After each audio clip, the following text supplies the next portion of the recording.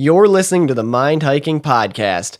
I'm your host, Brody Frye, and today I got my number one supporter since the day I was born. My mom. She is awesome. She's so inspiring and so smart, and it means so much to me that she came out and hopped on the podcast. It's not an easy thing to do, and I really value and appreciate her time. She's so smart, and her story is amazing, and yeah, she drove a long way to come out here just to record. And so I really appreciate it, Mom. I love you. Thank you so much for your time. And for you listeners, stay tuned. Hello and welcome, everyone. I'm your host, Brody Frye, and here we dive deep into difficult questions. We'll map out thoughts, theories, and crazy ideas for the love of knowledge and growth. So, how do we answer some of the mind's toughest questions? This is the Mind Hiking Podcast.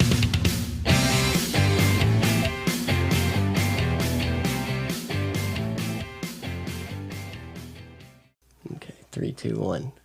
Mom, hi. Good morning. How are you? Good. How are you? I'm good. Welcome to the podcast. Thank you. How are you doing today? How was the drive? The drive was fine. It's a beautiful sunny day out. It is. So, yeah, it's a beautiful good. day. I was curious if you guys were going to take the bike or not. It's a little chilly. Yeah, just it a was. touch chilly. Yeah, really cold. Just kind of like all of a sudden, too. Fall is here. Yeah, it went from like 80s down to 40s. Yeah, you know? really fast. And then you got the nights where it's like in the 40s, and then like by the end of it's like crank the heat in the morning on the way to work and then crank the AC on the way home. Exactly. It's like the worst. Yep. You got an adorable bottle there, your water bottle. You want to explain that? Sure. It's one of those aluminum water bottles. It's got a ferret on the one side, and on the other side it said, "God made a ferret from the breath of the wind, the beauty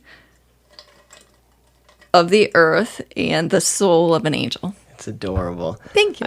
I'm going to take a photo of that and then post that on Instagram also. It's super cool. I love that. Yes, the ferret topic. That is, ferrets. You are saving lives, really. I mean, that's amazing what you're doing over there. You want to kind of explain what your latest My friends- latest. So it's been 2 weeks today. I picked up 2 new ferrets. They were rescues. They were abandoned down in Peoria. It was a group of 7. Okay. There were 7 of them that they picked up, left at a house or an apartment or something. Oh, wow. And animal control got called in and picked them up. And then there's a ferret rescue page that I'm part of. Okay. And they posted on there they were looking for emergency homes for these 7 ferrets. Yeah. So the woman that picked them up from animal control, she said, "I don't want to keep them. I'll take them just to give them a home right now. We need to find homes ASAP." Yeah. But she ended up keeping 2 of them. Okay. I said I would take 2, and then 3 of them went to another rescue. Okay. So try to keep them at least grouped together. Grouped together, yeah. So they've got a buddy. So I took 2. One of them was a white with black eyes, and the other one was a silver. Okay. Yeah. And I named them Ghost and Griffin. They're so adorable. I do not understand how somebody could do that. Do you have any idea about the story behind that or how that happened? Did somebody just like... No idea. No Somebody way just- of knowing. The family moved out, and when they went into the home or apartment, I'm not sure what it was, they saw the ferrets there. Oh my goodness. Just left them behind. Just left them behind. And you have no idea how long they were in there? No idea. Were they like caged up and... I don't have any of the details Okay. other than they were an emergency and they needed homes right away. Okay. How soon did you get them from the time you heard that they needed a home to when they got into your home? 3 days. 3 days. 3 okay. days. How, because I saw photos when you first picked them up and they were not looking too healthy. They were not. They were filthy dirty. They smelled really bad. Before I even did anything, I took them straight to the bath, scrubbed them up really good, and then we put them in a cage in the basement to quarantine, just to be that's certain. good Yeah, idea, because I didn't want to put them with the rest of my guys Yeah. and have somebody get sick. Yeah, that was a very smart idea. They seemed to be in pretty rough shape. How many guys do you have now? I now have 8 ferrets. Okay, they're all so cute. Yeah, definitely got to keep them safe. So, how are your guys doing now? You said it was 2 weeks. It's been 2 weeks today. Yep. Okay. Yeah. How are they? Are you starting to introduce them now? Yes, I have actually started to introduce them to the other guys. Ghost was not in bad shape when I got him. He was a little thin, but he was getting around and he was perky, so he looked pretty good. But Griffin was really rough. He was skin and bones and looked absolutely horrible. And standing there, he would just shake, trying to just keep his balance. That's horrible. Yeah, it was awful. So I was hand feeding him, and I gave him this carnivore care. It's an emergency feed for carnivores. Yeah. So he was getting that for a couple of days, and he was eating good, so that we were thankful for that. That he at least had an appetite. Yeah. And and after that, after the 3 days, he started to get a little bit more strength, and so I just let him eat on his own, and he continued to eat. He's getting some pretty good weight on him now, but he's still thin. Yeah. Wow, that's amazing. Well, God bless you. That is Thank you. It's a tragic story, but I mean, it's so cool to see an ending like that and know that he's got a home he's got a forever home, and I'll take care of him. They went to the vet 2 days after I picked him up. Got a fairly good clean bill of health, saying that they couldn't find anything that was wrong. They got their teeth clean, their ears clean, their nails trimmed. Yeah. Distemper shots. And yeah, so cute. And you got a beautiful facility there for the ferrets too. They have their own bedroom. Yeah, and it's like the full bedroom. And it is it's the like full bedroom. It's like, how many stories are those cages? Like so we've 5 got maybe? Well, it's 3 stories high. Oh, okay. And then it is 2 cages wide. So I've combined 3 cages to make one big giant cage. Yeah. And then I have one separate cage also that they can for use. timeouts. Well, right now I've got 3 groups of ferrets because not everybody gets along at this Gotcha. moment. So because I've got 2 babies also. They're both about 5 months old. Oh yeah, yep. Do you know how old the rescues are? I have no idea. Okay. You're supposed to be able to tell their age by their teeth. Okay. But I haven't researched it too much. I just kind of left them alone and let them. Yeah, just let them heal up for now. Heal up mentally as well as physically. Yeah. I remember when we'd go to reptile expos and stuff and get like geckos and frogs and even fish too, but like making sure that they're like comfortable with the transition before you really start, spending time with them and messing around with them. Yeah, it's stressful, and they'd been through a lot, so. Yeah, it sounds like it. That's terrible. Yeah. Can you quickly just run through the names of your little guys? Okay. So we'll go from like oldest to youngest. Perfect. So the oldest one right now is Bentley. Okay. And he's a full Angora, and he's 3 years and 3 months, about that. Okay. And then after that, I got Harley, Harley Quinn. Yes. If you want to be official, it's THH Harley Quinn. Okay. So she's from the Heidi Hole. Ferretry, that's what the letters stand for. So. Gotcha. And she is 2 months younger than Bentley. Okay. And then who did we get next? Emmett. Okay, yes. Yes, that's... Yeah, little Emmett. He was a Craigslist ferret. Oh, really? Yeah, he came off of Craigslist. Wow. I felt bad for him. I saw his little picture, and so we picked him up in Palatine. Okay. How come they were getting rid of him? I don't even know. She just didn't want him anymore. Okay. No, she just didn't want him anymore. And he's just the sweetest, cutest little guy. Well, I guess that's better than leaving him behind in the house. Yeah, exactly. It's better to rehome than Yeah. Oh my goodness. Yeah, so then that was Emmett, and he's just about a month younger than Harley. Yeah. Then after that, we've got Oogie. He's the star. He's a prize winner, isn't he? He is. He's like my main show ferret. Mm-hmm. So his full name is MEF's. Okay. Bag of Bugs. Oogie Boogie. So cute. And MEF is Middle Earth Ferretry, which is where he came from, his breeder. Mm-hmm. Oh, so cute. So he's next, and he's 2. Okay. 2.5 Yeah, now. he is a big, healthy Ferret. He's a big, healthy ferret. He's adorable. Yeah, he's He's my buddy. Yeah, that's awesome. Don't tell the rest. He's my favorite. Yeah, he's so cute. I got to get a photo of him too. I'll post that. Got a really good one from the show. Oh yeah, please. Oh yeah, he's so like photogenic. He is very photogenic. No He's wonder. actually in a photo contest right now Yeah. for a calendar. Oh wow, that is so cool. He was in it last year. He got second place last year, and he was Mr. July on the calendar. Wow. So we're hoping for first place because first place gets the cover shot. Oh, okay. And he's so far in first place with Really? votes. He is, yeah. Oh, awesome. That's so exciting. Yeah. So hopefully he'll get adorable. the cover. Yeah, definitely. Yeah, he is awesome.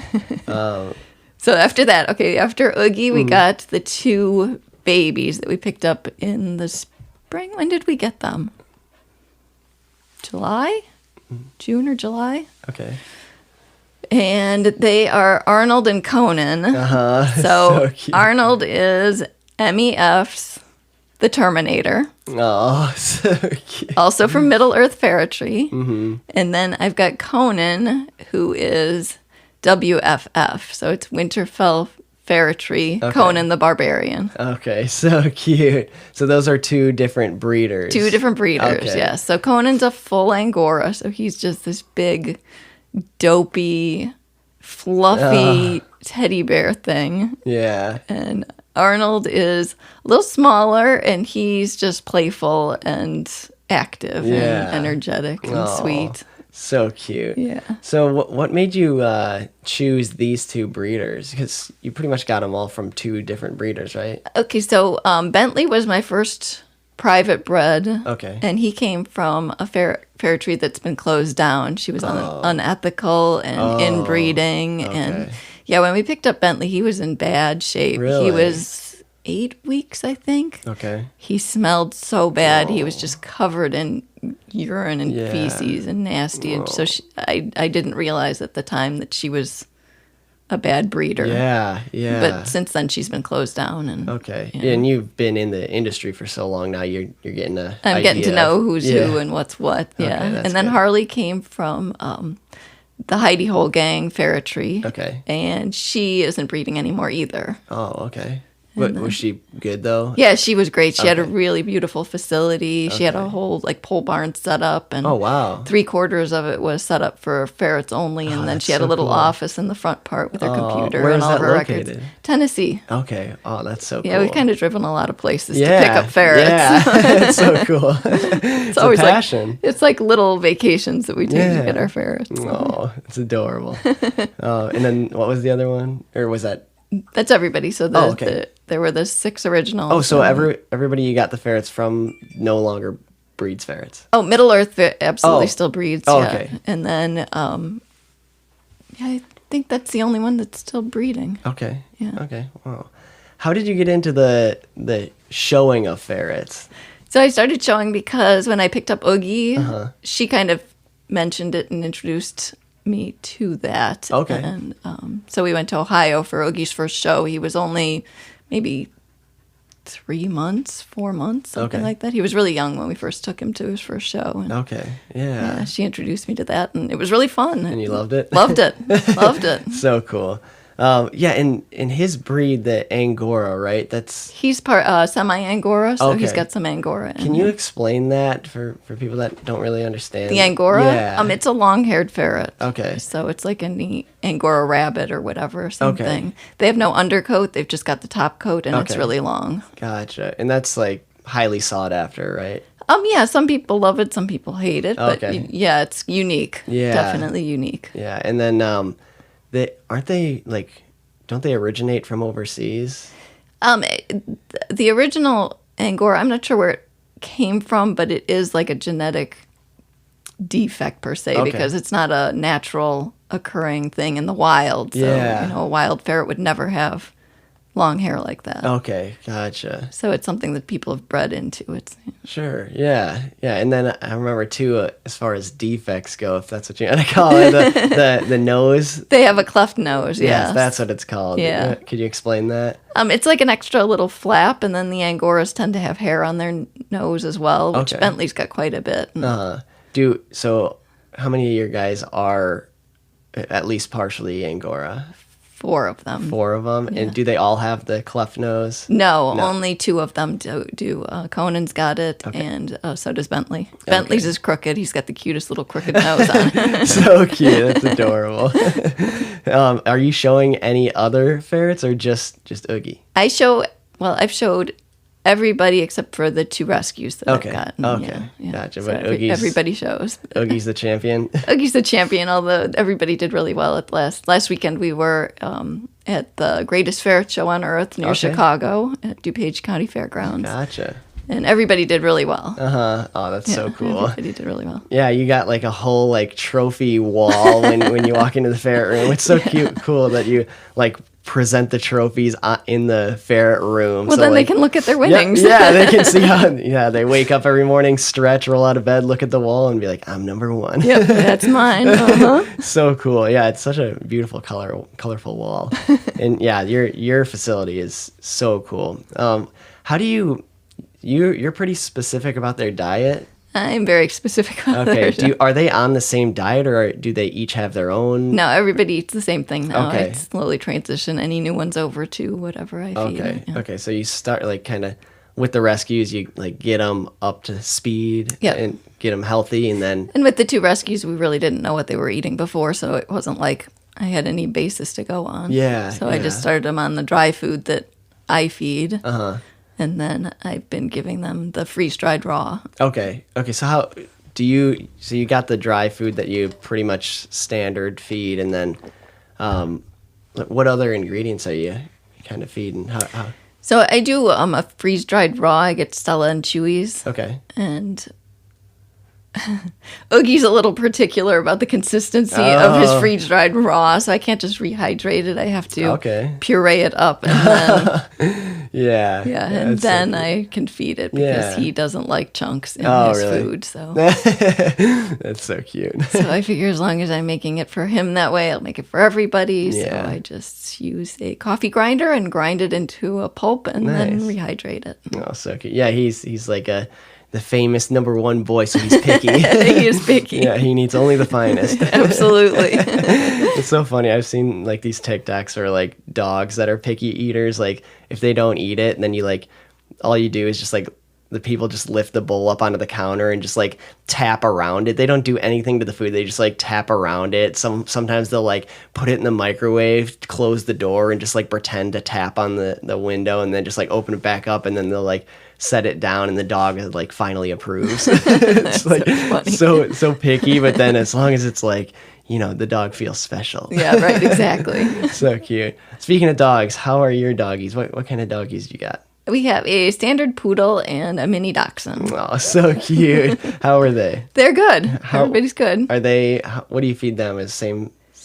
They get a dry dog food. Okay. Yeah, we do that Diamond Naturals dog food for them. I know like years ago we had some health issues with some of our dogs, and ever since then you got really into feed and like the quality of the food, and I always like to come to you or Steph about just like what I should be feeding our dogs and what's, because I know you guys are really big into that. So is that kind of like the number 1 brand that you would recommend? Is I liked that brand in particular because they had a small breed. Okay.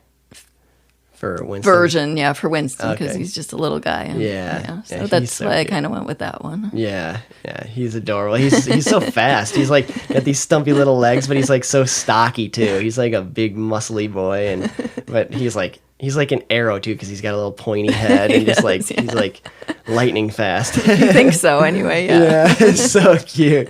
Do the dogs get along with the ferrets? Winston likes to run with the ferrets, but when they turn and start chasing him, he gets a little nervous. When he was a puppy, we would have him out a lot together, and they would, I'd see him flash past me one way, and Winston was in the lead being chased, and then they'd turn and go the other way, and then he's the one chasing. So cute. That's so cool that they get along. Yeah, so, and we set up a pen outside for the ferrets to be in, and Winston will run circles around the pen, and they'll chase them from the inside. So cute. That's adorable. That's awesome that they get along. Same with Blitz, too. They get along, too. Blitz is really funny. This is kind of interesting, but he He's really protective of the two new rescues. Like, he Okay. knows there's something with them because from the minute we walked in the door, he would sit and watch their cage. And Really? anytime I go and pick up one of them, he knows he doesn't pay any attention, when I pick up Oogie or when I pick up Conan or Yeah. anything like that. It doesn't even faze him. But if he sees I've got Ghost or Griffin, Yeah. he is right there with his nose, right there, looking, checking, Wow. wants to be involved in whatever's going on with those two. I'm not sure Yeah. Wow. what it is, if he knows there's something special or sad or Yeah. going on with Yeah. those two. I think dogs are like so like their intelligence is so underestimated. Oh, I agree. They do some like super silly things that makes them look like they're not smart. Like currently my two dogs are wrestling in here, so sorry about that. But they are again, they're so smart. Like sometimes they do things that are like absolutely amazing, or like they can sense like your emotion or like pick up on like context clues or something. Like they're so in tune with emotion, I feel like. And like with humans, I feel like we're more expressive as far as our facial features go, where like animals can't really express emotion through facial features, but like they still can tell. Right. And it's amazing. It's like as if they have a different sense that we don't have. Like they can sense kind of feelings or emotions or distress maybe. Yeah, maybe. It's amazing to me. They're such animals in general. They're just so smart. I agree. It's like we kind of like classify ourselves as like higher because we can like communicate using words and have thumbs to create things, but like I don't know, there's like a underground kind of like language that I feel like animals can they've got speak. some communication we don't understand. Yeah, I agree. It's amazing. I love animals. It's Me so too. Cool. Yeah, it's so cool. And with you actually are the first professional that I've had on the podcast, a professional athlete. I'm a professional athlete. Yes. Speaking of the animals thing, you want to kind of talk me through the horses? horses? Yeah. How did you get started on that? What sparked that interest? Was Grandma and Grandpa into horses? No, nobody else was into horses. Okay. So it started, we went on a family vacation with another family, and we went to Colorado. Okay. And I was pretty young then. I can't even remember how old I was, maybe 7, 8, something like that. Okay. And all the older kids got to go horseback riding. Okay. And I was so mad. I want to ride the horse. I want to ride the horse. I want to ride the horse. So ever since that vacation, we got back, and I want to ride a horse. I want to ride a horse. I kept bugging my dad. And so one day they just decided to give me a riding lesson. Oh, cool. So we went to a stable, and I got a horseback riding lesson, and The rest is history. that was it. Yep, I was hooked, and So cool. we started going every week. And So did you like apply at a farm to start working there, and or did you just rode? I just rode. I Okay. took riding lessons every week, and Okay. that kept going until I fell in love with one of the horses, one of the lesson horses that was Okay. for sale, and it ended up not working out for me to buy that particular horse, Okay. but that got the ball rolling for, Yeah. okay, we'll buy a horse, just not this horse. Yeah. Baron buddy.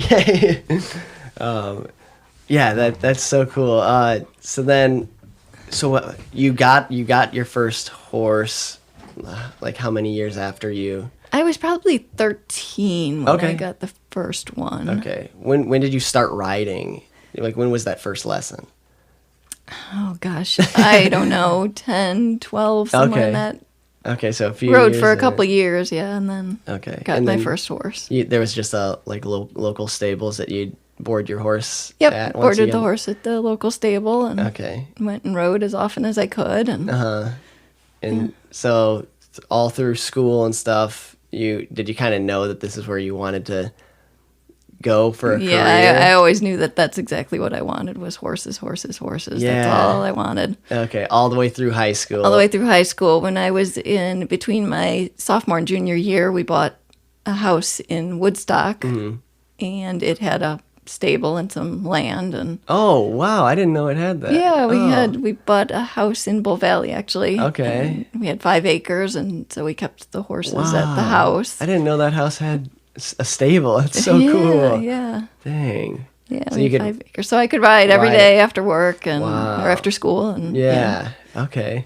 And then I showed all the time, horses every weekend. I missed my high school, my senior prom, because I had a horse show that weekend. Really? So Mom was like, "Are you sure you don't want to go to prom?" I'm like, "Nope, I got a horse show. I gotta So go." you were showing your horse? Yes, I was okay. showing my horse. Okay, Yes. that's so cool. And you weren't riding like typically I feel like when people like think about riding horses they first comes to mind is Western. Cowboys. Yeah. No, I cowboy. was not Western. Yeah. You want to explain the two styles of riding and what the differences are? Actually, there's, I guess, technically at least 3 styles Okay. of riding, because you've got, Western and English, and then English can be broken down into like a hunter jumper, and then it can be broken into like eventing. Okay.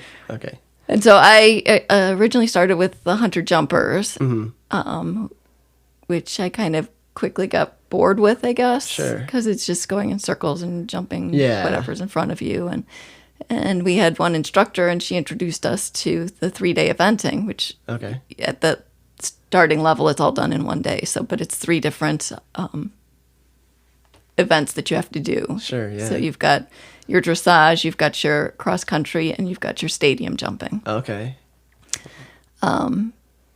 Yeah, so that's what I went into was that. Okay. Yeah, and then how did that transition into, because I know you studied abroad, didn't you? I did, yeah. Can you explain the process behind that, how that started and what your experiences were? So there was a local tack shop, saddle shop, Okay. and the lady there had gone to England and trained there, Okay. and so she told me about it.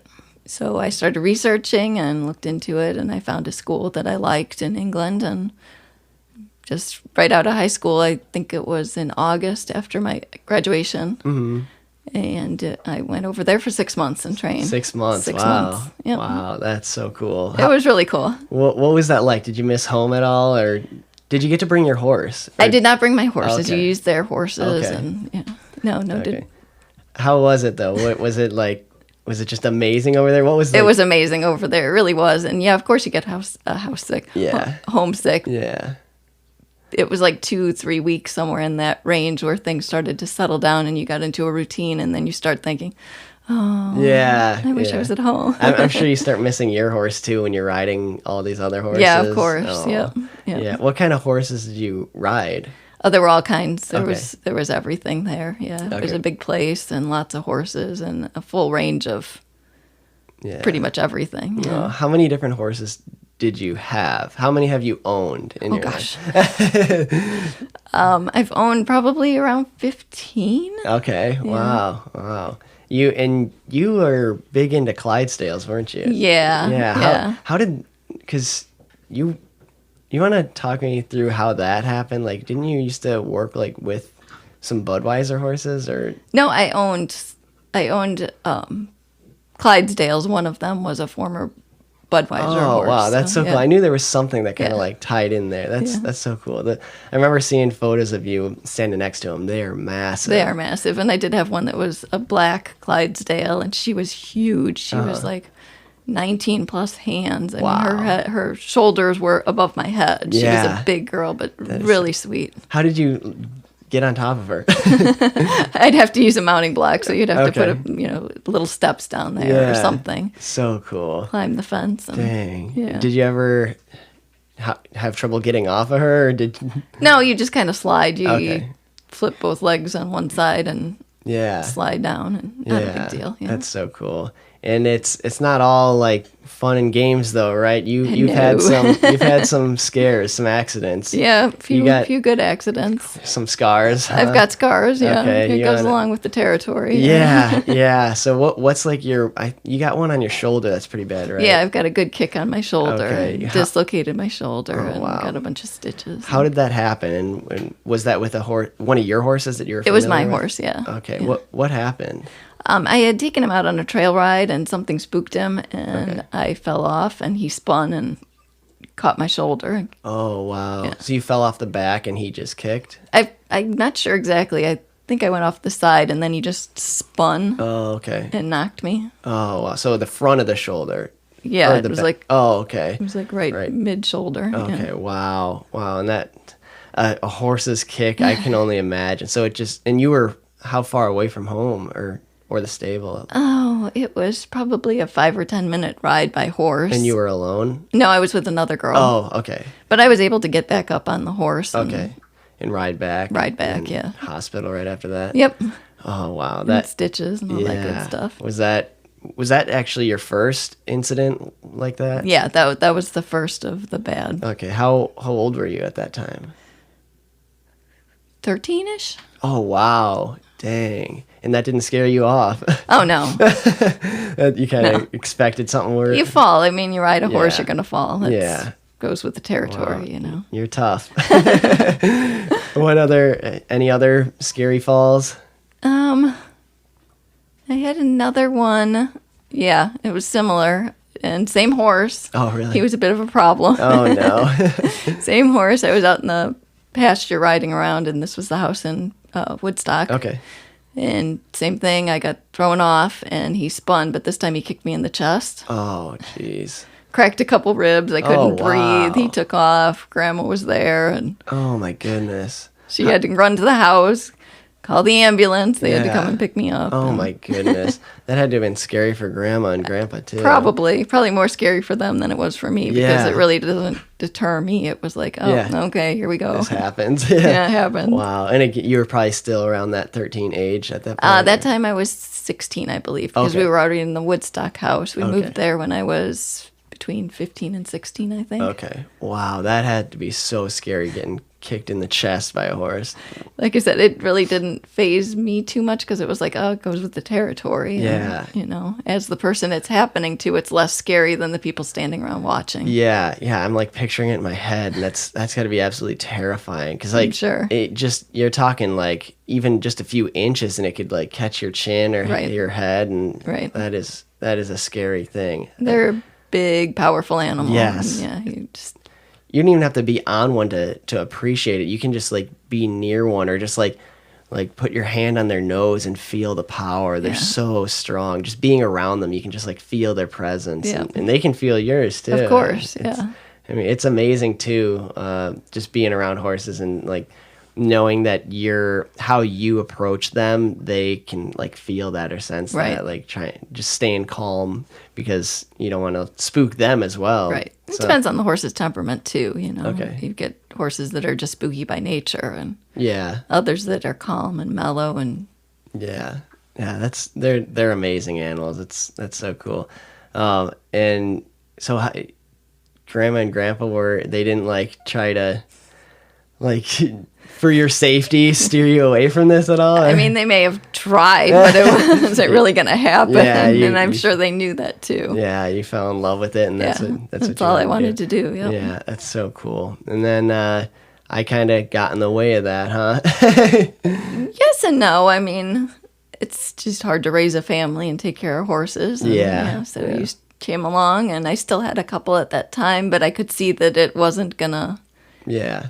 It wasn't going to be best for the horses for Yeah. me to keep them and just to have them as pets, where they deserve a home where somebody's going to. Mm-hmm. So like those original horses when you're still in it, I don't remember them at all. I don't know how old I was when you finally got rid of them. I think you were probably about 2 when I finally got rid of them. Yeah, I don't remember them at all. But yeah, seeing photos, they're amazing, beautiful animals. So and that wasn't the end of the horse career for you, because it was not. after Steph and I kind of grew up, I know Steph had sparked some interest for the horses too. Yeah, And she bugged me for a couple of years. She's like, horses. I'm like, oh, Yeah. Steffi. Yeah. Do we really want to get into this Yeah. again? Yeah. Because I mean, if that was your passion, and you kind of had to give that up, I can see how you wouldn't want to like start that up again, because you Right. wouldn't want to fall in love with something again, especially like not knowing like how Steph was going to handle it, kind of thing. And Right. so I can see how you'd want to avoid something that meant that much to you, kind of like that kind of thing. I know that sounds a little weird, but like something that you're passionate about, that's got to be tough to give up and then try to get back into. Right. So she finally convinced you. She finally convinced me. Yep. She was bugging me for a long time. Yeah. And, we started searching online, trying to find something, because I didn't want to get just just a horse to have a horse. Yeah. I wanted it to be something special. Yeah. You know, there's all kinds of horses out Yeah. there. Yeah. Yeah. And I wanted to make sure it wasn't something that would hurt her or, Yeah. you know, I just didn't want your average horse. So Yeah. we found an ad online for a fjord, a Norwegian fjord. Yeah. And we went to look at her. She was up in Wisconsin. It was like a 3-hour drive. And Steffi and I went over spring break one time. And we went and we saw her. And Steffi walked into the pen to see her. And Shiloh walks up to Steffi, puts her head in Steffi's chest and leans against her and just sits there. And Steffi's like rubbing Shiloh's face and petting her. And she gives me this big-eyed look like, Mom! So cute. Oh. So we kind of knew that Shiloh was the one. Yeah. She was untrained when we got her.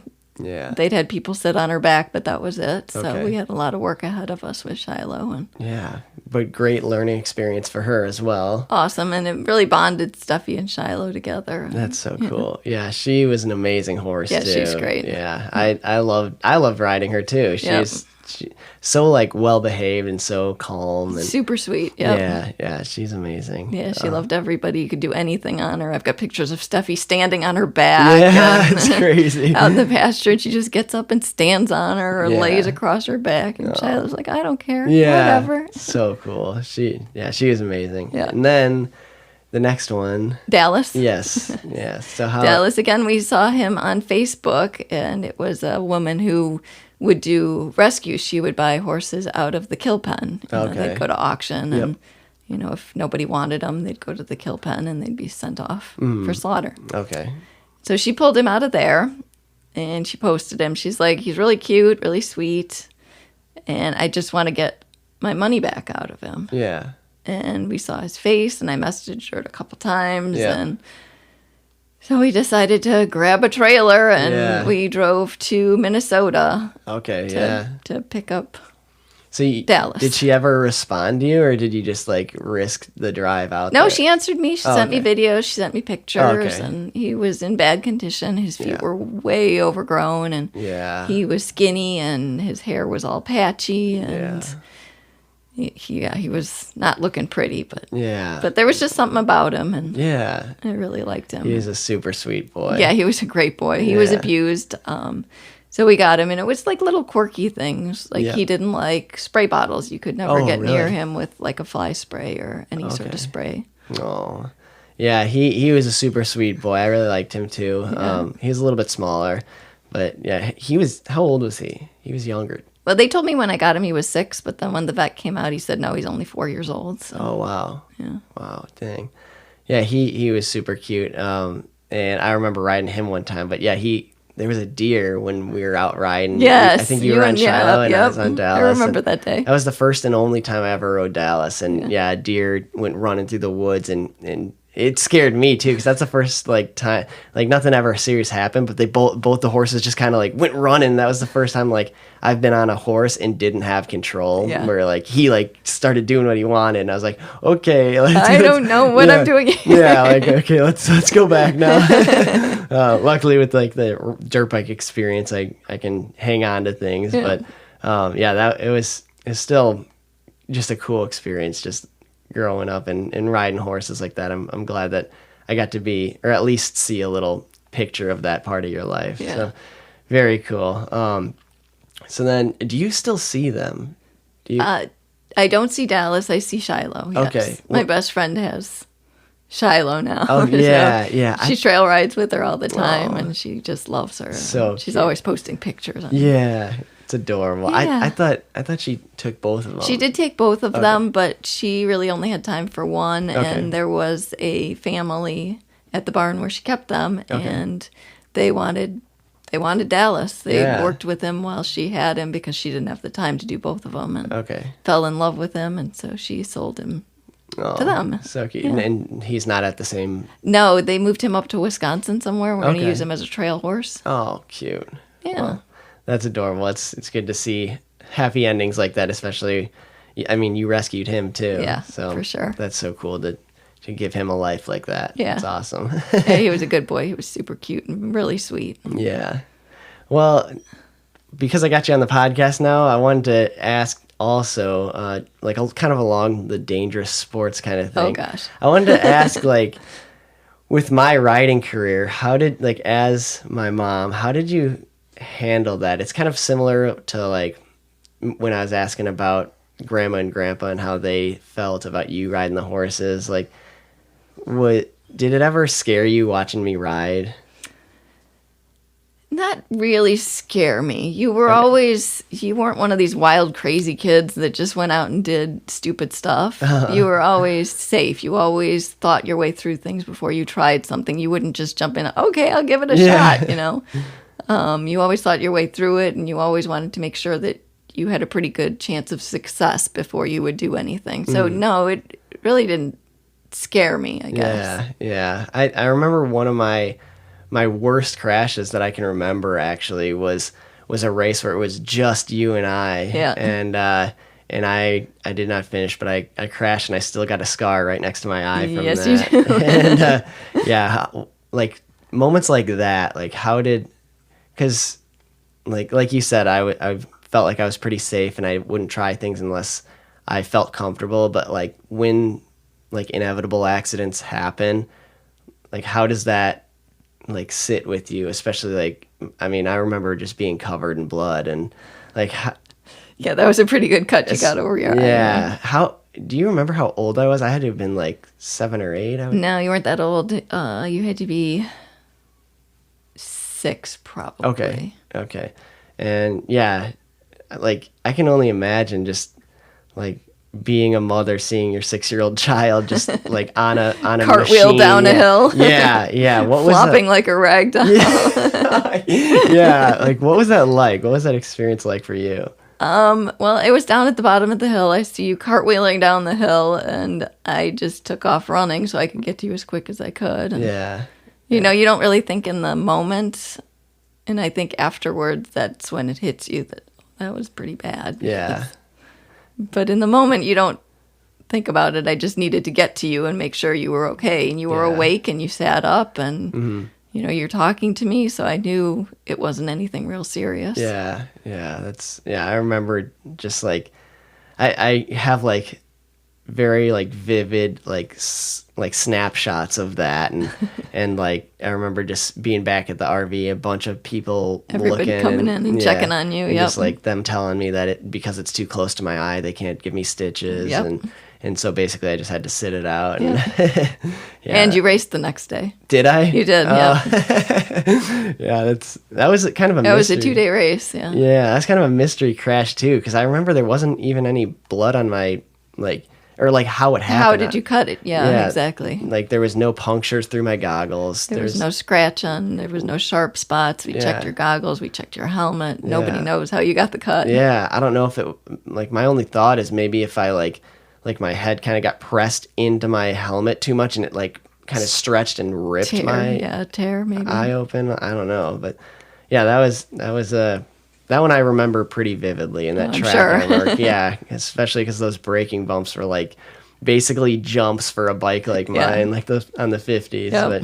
But that was crazy times like that. And I remember my last so there was a point in time, and I've kind of briefly talked about this on the podcast, but I was serious competitive racing up until about 13 years old. I stopped on an 85 and then kind of went through middle school and high school, and then I think it was sophomore, junior year, I started riding again, and then and racing pit bikes. Then I got a big bike, started racing big bikes, not seriously, but just for fun. But my last serious race at 13 on the 85, I distinctly remember that race specifically, because I remember actually just knowing that I wanted to stop because we had some incidences with some friends, and it was just becoming growing up, seeing people passing away and seeing people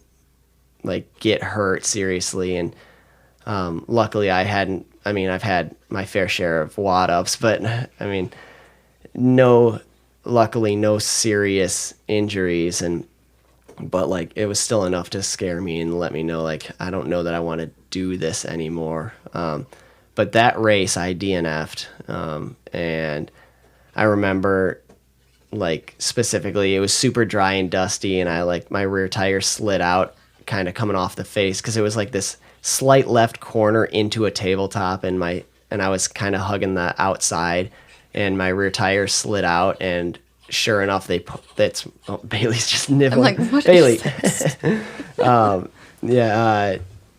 So of course they have to pile up the rocks that they threw off the track right there, and my rear tire slid out, and I flew off the bike off the face of this jump into this rock pile. And I remember just it's the weirdest thing because all I remember was sliding out.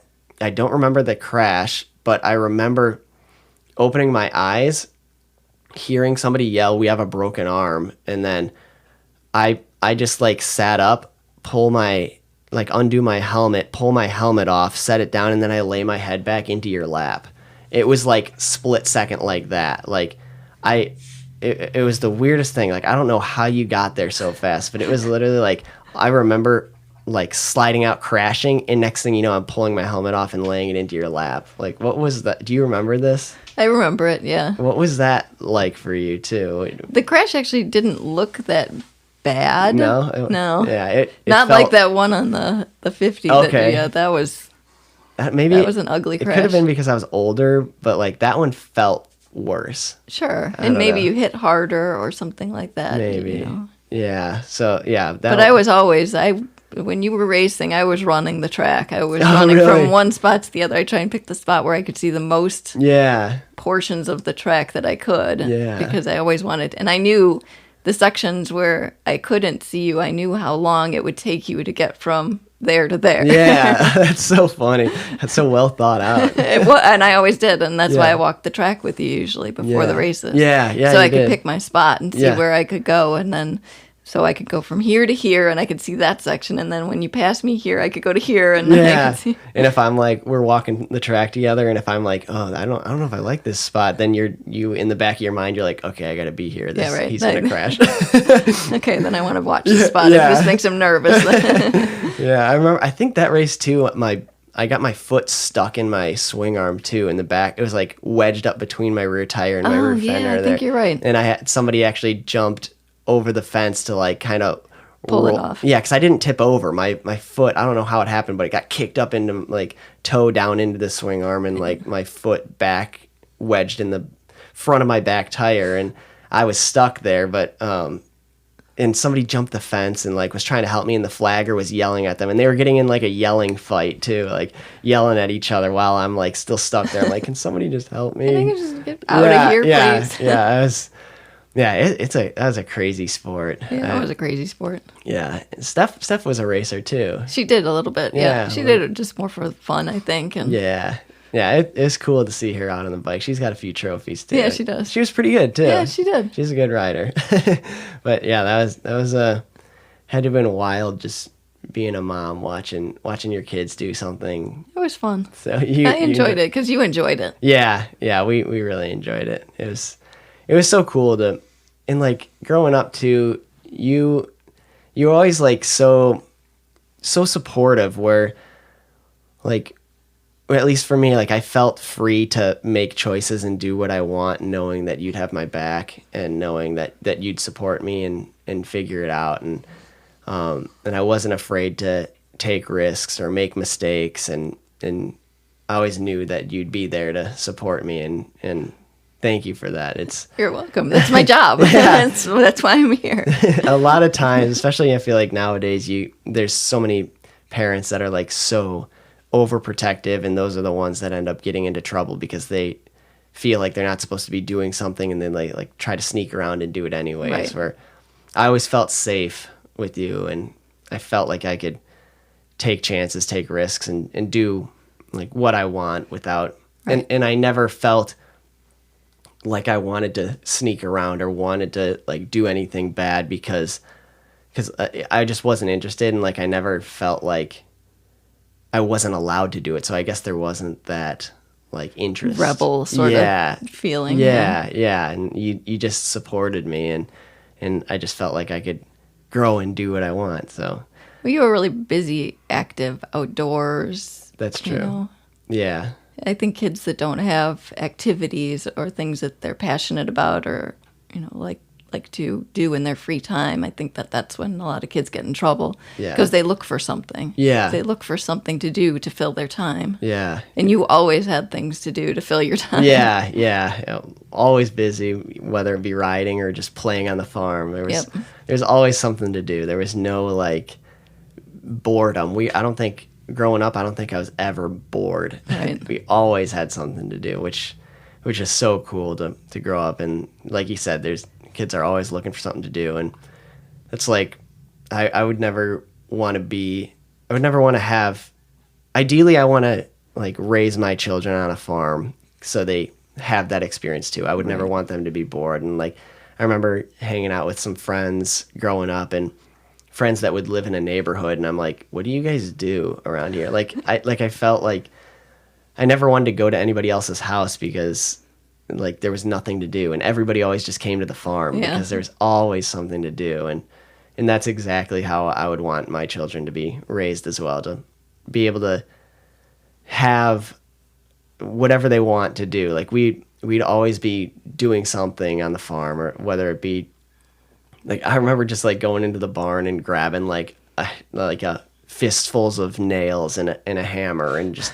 carrying as much wood out to the forest as we could, and just like nailing boards onto trees and calling them tree forts and stuff. Like we always were doing something, and you gave us so much freedom too. Like it was like we could do what we want, and you trusted us. Yeah. And it's so cool. And with Stephanie too. I mean, she was always right there with us She also. was. And she's awesome. She is one special girl. She is, definitely. Both of you are. Thank you. Yeah, it was cool. She was a tough girl, and she still is. And she like hung right there with us. And yeah, I remember the one time running down the gravel driveway. She's trying to keep up with the boys and running down the gravel driveway, and she trips and falls, skins both of her knees. She's got blood dripping down her legs, and I'm like, Steffi, wait. No, I'm good, Mom. And she goes running off after the boys. I'm like, oh, yeah. Steph. Yeah, she's amazing. I think she's tougher than me. She's tough. Yeah, and I feel like that's common too with like the younger sibling, because they try to keep up with the older sibling and end up getting banged up and bruised up more. But like growing up, that like having the older sibling to look up to, like they grow to be stronger, because like I didn't have that like older brother or older sister even to like look up to, but Steph would look up to me like that and try to push herself to keep up with us. So yeah, I wouldn't be surprised if she was tougher than me, because she is a very tough woman. Yeah, you didn't have an older sibling, but when you guys were racing, you always had the older. That's true. Riding kids. Yes, yeah, that's very true. I definitely felt like I rode harder when like we were out practicing and one of the bigger kids would be in front of me, and I would try to push myself to keep up. So that's definitely true. You want to surround yourself with people that are better than you, because if you're trying to be good at something and you're the best one in the group that you're hanging out with, you're hanging out with the wrong group. Yeah. You definitely want to be the worst or at the lower end, because that's what helps you grow. Yep. But yeah, that's crazy life to grow up and do that. And thank you for sharing your the horse experience. Oh, and the no problem. Experience too. It's super interesting. One thing too, I forgot to bring up earlier when we were on the ferret topic. You got your own little business. I do have my own little business, recently started. Yeah, it's amazing. You want to talk about that? I've been crocheting ferret beds. So cool. Yeah, we'll get a couple photos on that. I'll post that too. But they're amazing. How did you get into that? Actually, I first wanted to just make a bed for one of my ferrets, which I did, and it came out pretty good, and it was kind of fun to do. So, I started making a few more, and then I just started selling them. Yeah. And rather than just making a basic round ferret bed, I decided to start making characters. Yeah, so cute. I started with the bunny was the first one I did because it was right by Easter. Yep. So I made a bunny, and that one sold. I started an Etsy store, Yeah. and I sold the bunny, and then I started expanding into other animals. And So cool. I've got a Yoda and a Eevee and a Pikachu, and now I'm trying to do some Christmas ones. I did a Grinch and a Santa Claus. So cool. You got the Hogwarts ones too. I do. the I Harry have Potter? all the Hogwarts, the Harry Potter ones. Yeah. So cool. So is there like contact info that I can post on the show notes, or Sure. you want to say like? It's Chris's Cozy Creations is the name of the store. It's on Etsy, and then I've got a Facebook page and an Instagram as well. Okay, awesome. What would you suggest the best way for people to reach out to you if they're interested? If somebody wants a bed, probably on Etsy. Etsy? Okay. And Or you can use a messenger on Facebook or Instagram. It's fine too. Awesome. And what was the page name again on Etsy? Again? It's Chris's Cozy Creations. Okay, perfect. Just wanted to make sure that was clear. And I'll put that in the show notes too for the listeners that want to check that out. They're so cute. They're adorable. They're not just for ferrets. I can make them big enough for cats too. Yeah. And dogs. I did Steffi's Kiva. Yeah. Mini dachshund. Yeah, so cute. Yeah, yeah, they're awesome. They're very, very cute, and they hold up good. They do, actually. I've had the original one that I made. I have had for 2 years now. And Okay, it's really? still, Oh, wow. and it's not. I didn't crochet it as well as I do the ones now, and it's still holding up. That's so. awesome, and that's with how many ferrets climbing all over it and tearing on it? At that time, it was 4. Now I've got 8. But yeah. So it gets use out of it. It gets use, and it's been through the washing machine, and it's still holding up. That's so cool. Yeah, that's awesome. Yeah, you do a great job, and everything you make is you. adorable. Yeah, it's so cute. Yeah, you actually one of my favorites too. You made the gnome with the hat. Oh yeah, the gnome with the hat. So cute because you just climb in and like the hat is the hat is actually an opening, so it's separate from the body of the gnome and the hat of the gnome, so that the animal can climb inside of the bed. Yeah, so. That's one of my favorites. I love that. Yeah, that one I just converted and made it into Santa Claus. So. Oh, really? Oh, that's what that was. That's the Santa Claus. Yeah. I remember you were like sending out votes for the color of the nose. The nose. Yeah. And I actually ended up with the pink one, but I went with the smaller ball because it looked. The big nose looked good on the gnome, but it didn't look good on the Santa. So I went with a slightly smaller. It turned out amazing. It Thank looks you. Really good. Yeah. You do amazing work. Thank you.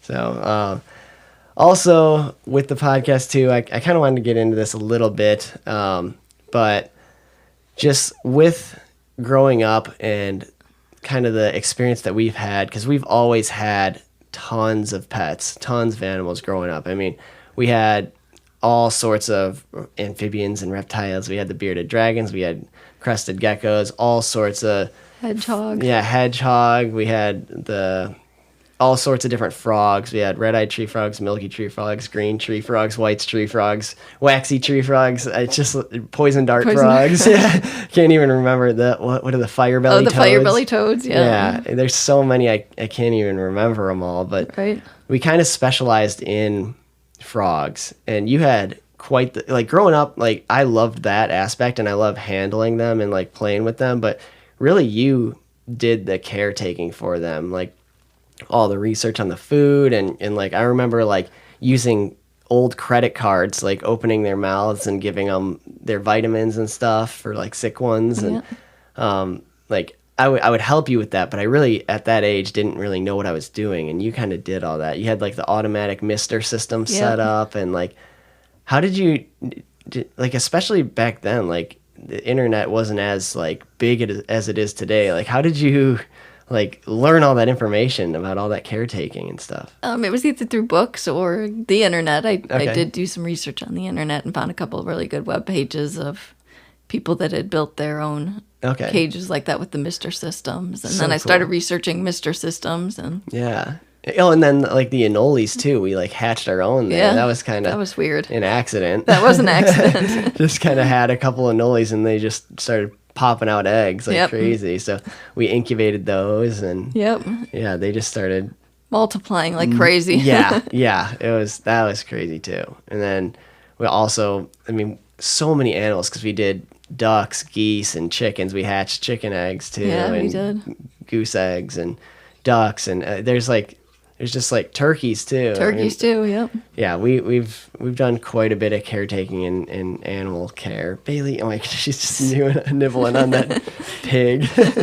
But where I was going with this was like with all this caretaking, there is this inevitable end of life, and how hard that is on us. I know there's people that kind of, the whole stereotypical thing where you get your child a goldfish and then the goldfish dies, and before they notice it, you replace it quickly. Like, you see that in movies and stuff, and like I always felt like that was wrong. Like, it is wrong, in my opinion, too. Because life, I mean, that's like a fundamental like thing to learn about, is just life and death. Life and death. Yeah, it goes hand in hand, and to hide the reality of that from a child just because you don't want to crush their innocence, I think is wrong. It is wrong. And I think that's something that people need to learn at a young age, and how to deal with it. Because if you don't learn at a young age how to deal with the death,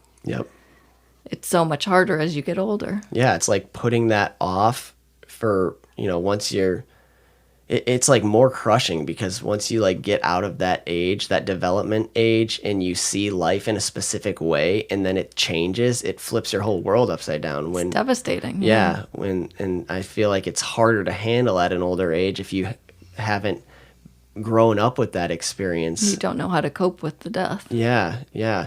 So that is one thing that, I mean, it would have been like near impossible for that to be hidden because of all the animals we had. But right. That is one thing that I also appreciated too, is your honesty. And if we ever, Steph or I ever had any questions, you were honest and you gave the best answer that you could, and nothing was hidden from us. And if we were old enough to ask the questions, then you felt like we were old enough to have the proper answer. Yeah. And that was very, really special, and just another thing that I always appreciated about you growing up. And but like with this said, and with the life and death, and like I haven't really been super specific, and I'm pretty much going to avoid that on the podcast, but like we have seen a lot of death growing up, and it does make you think a lot too. It is a weird thing to see. Like when I was growing up, I never really put much thought into it, but I thought it was pretty much just like lights out and nothing afterwards. But now that I'm kind of at the age where I can think for myself, and just like looking back on all this loss of life that we've seen, like one thing you start to notice is like you can almost see like the difference between like the body and the spirit. Like you can see the life. Like what's the difference between like somebody sleeping and somebody or something that's dead? And you can see that. You can tell the difference immediately. Yeah, and it's interesting that how can we see that? How can we tell the difference between something that's sleeping and something that's dead? And I feel like it's just because we can sense the spirit and the life within that creature. And I kind of wanted to ask you, and like you grew up religious, didn't you? I did, yeah. You mind if I ask you what your thoughts are now on kind of life and death, and what you think might be afterwards? I mean, I think there's something afterwards. It can't be just lights out. Yeah. That's just, there's got to be something else. Yeah. I wish I knew what it was, but I really don't. And along your ghost story lines, I will swear up and down 100% that after Tater passed, he came and walked across me at night. Really? Absolutely. Wow. Because, Tater was one of the ferrets, and he was deaf. Yeah. So he was a little special and a little different. Yes. And he did everything a little different. And he even walked a little different. Yeah. And I was laying in bed the night after he passed, and I felt him walk across me. I was awake. Yeah. My eyes were closed, and I swear he came And he was always really special to me because he was deaf. And Yeah, you took special care of him. I did, yeah. Yeah. Oh, wow, that's amazing. Yeah, and it was like it's happened enough times where you could tell the distinct difference between him. Yeah, I knew who it was walking across me. Yeah. Wow. But he wasn't around anymore, and the ferrets were locked in their cage, so it wasn't anybody else because they were all locked up. Wow. Yeah. So how did that end up? Did you try to feel for him and grab No, I him? just laid there and let him walk across, and it was like his goodbye or something. I'm not sure, but so that was shortly after he passed? That was the night after he passed away, yeah. Really? Yeah. Oh, wow. Wow, that is... And I don't think it was my imagination. I don't think it was anything like that. I was awake. Yeah. No, I absolutely believe you, and I believe that too. That is... There's been too many stories that I've heard about similar things, like weird coincidences where even with humans too, where people don't even know that like somebody has passed away, but something weird happens where they like see them or get a message from them or something, and then like the following day find out that they passed the day before, things like that, where it's just like, I feel like if it was lights out kind of thing, there wouldn't be a point to have lights on in the first place. Exactly. Like why would we all be here? Why would life exist in the first place if it was just to, because being totally straightforward and honest, I grew up literally thinking like we were here to just reproduce and spread like our species and then die, just try to grow our population, and then each species would just fight to be the strongest and then die. But I don't know. I think I feel like there is something unique and special about human beings. But like Katie and I talk about this a lot too, where like we like to, and the funny thing too is like, I don't know truly what I believe, but what I will say is I probably read the Bible more than most people that classify themselves as Christians now. Sure. Just because of the interest, because like Katie loves to talk about, there's too much human biases that like people will interpret things and then feed you information. And then it's like, the concept of like making a copy of a copy of a copy, and then it starts to get blurrier where like when you read the Bible and interpret it, and then like other people try to like preach that to you, and then like people amongst each other talk about it, it's like it kind of get like the resolution kind of like gets distorted.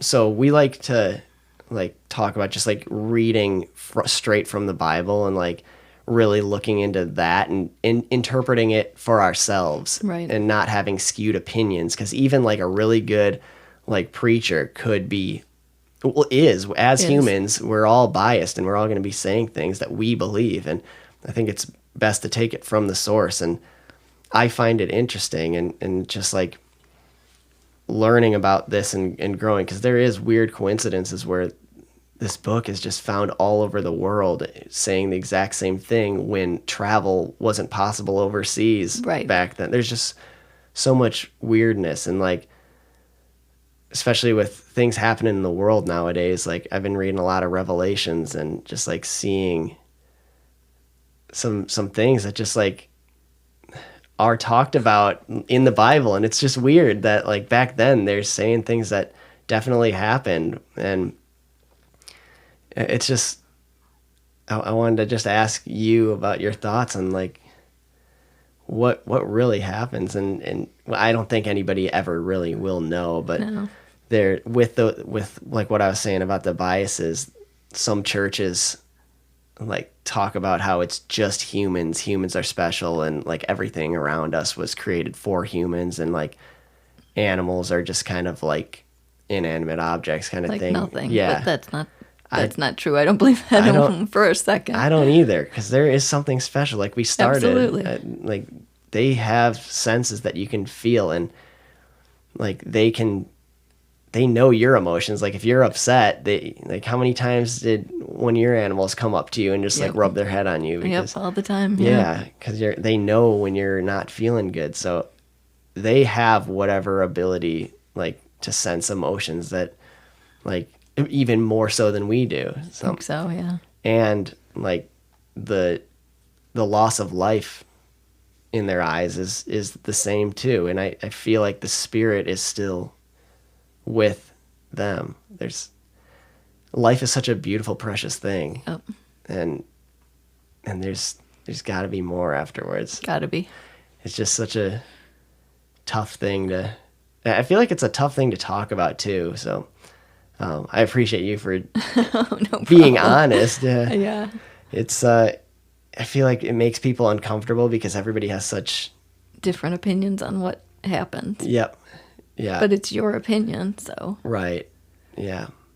Yeah, just because one thing that I try to keep in mind is like, we can be told anything. Like I said, the biases, and people are so like want to say their thoughts and opinions. But what I try to do is block all that out and only take in exact specific information that I've seen and grew up with and know for sure, rather than taking things like that you learned in school and stuff like that. Because people, there are crazy people out there, and people trying to change opinions and stuff, and other people's thoughts and beliefs. And so, especially growing up now, I'm trying to like take in what I know for sure and really look into this and keep an open mind and learn and just grow and figure it out for myself. But right. There's definitely more reasons in this moment in my life. There's more reasons to believe that there's a bigger purpose for why we're actually here. Yeah, I think so. Yeah, it's a crazy life. So crazy life. Thank you for bringing me into this world. Oh, you're very welcome. It's beautiful. So, well, thank you for sharing that. You did mention your Chester story. My Chester story. Yeah, that's adorable. Tater. Yeah, Tater. Tater, as we called him. Yeah, Winchester was his full Winchester name, right? was his full name. Yeah. We called him Chester, but then because he was special, we called him, said he was a potato, so he ended up being Tater. Yeah, it's so cute. Yeah, he was adorable. He was definitely such a sweetheart. Yeah, he was a special one. Yeah, was that your only kind of spiritual ghost experience? Yeah, I think that's the only one that I really remember that stands out because it was fairly recent. So. Yeah. Well, that's even growing up. You don't have any other experiences that you can think of? Nothing that I can think of. Yeah, that's okay. One other thing too is a lot of times we do. His Steph always gets frustrated at me because she's like, you always talk about this on the podcast, and I feel like people are going to get bored or annoyed with this. I think you probably know where I'm going. But have you ever had any sort of like UFO experience? I don't think so. Or seen something that you can't explain? I don't think so. Yeah, so, I mean, I feel like you see enough in the news, and there's enough people out there that have had experiences or believe that. And so Katie and I have talked about this, and in the Bible, another thing, in the Bible it talks about, it doesn't call them UFOs, but it does talk about like flying objects, and right.